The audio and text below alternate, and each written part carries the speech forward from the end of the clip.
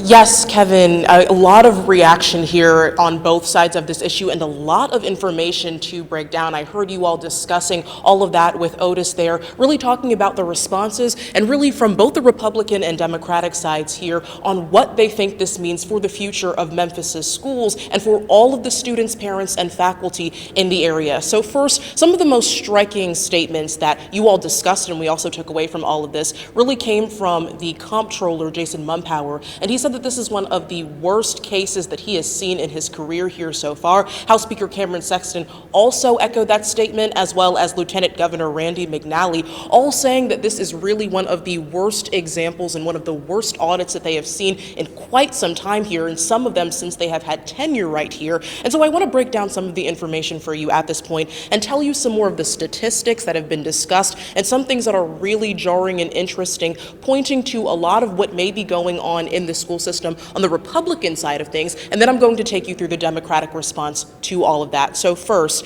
this, most importantly, is an interim forensic audit. As was mentioned today, 25% of this audit has been completed, 75% of it is left to do. However, Speaker Sexton did say that 25% is enough for him to see what he needs to see at this point. However, that was argued down by Democrats here. Also, some other important statistics here. $1.1 million so far was found to be in waste and abuse. $1.7 million was not in compliance with different policies here as well. They also threw out that nearly 175 deficiencies and operations have been found at this point, 51 of them being related to different IT systems in this district, as well as 79 observations that they have made so far. So those are just some numbers and statistics really pointing to some of the reasoning behind why they are saying that they are trying to turn around the Memphis-Shelby County Schools district, and they are also trying to make sure that they are finding any inconsistencies, any abuse, any mismanagement of different resources within the system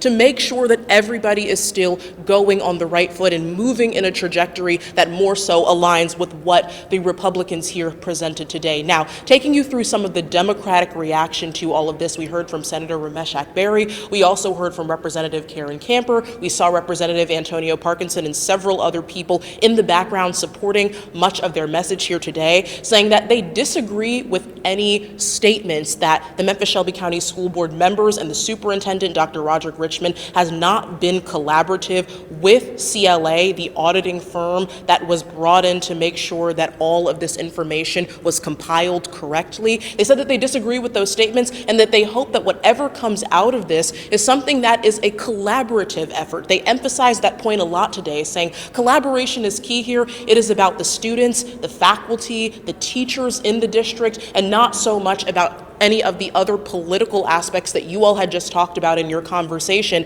not politicizing this, but more so focusing on supporting families and supporting teachers within the school district as well. As you all mentioned, MSCS had outlined some of a plan that was going to be in response to whatever came out of the interim findings and eventually the full audit findings that will come out at a later point. Again, 25% of the interim audit is out right now, 75% is still left to be investigated here. But those are some of the primary points that were brought forward on both sides of the aisle. Another really important point is something that we have often covered here at ABC 24, which is the difference of the language between a state takeover and state oversight. Senator Brent Taylor and Representative Mark White touched on that quite significantly as they are sponsoring these bills, and they said that this is not a state takeover. They wanted to emphasize that directly, but rather they are intending to bring in board members that would consist of Memphians to really help further the school board along at this point and create an additional level of support for school board members and for the superintendent as well.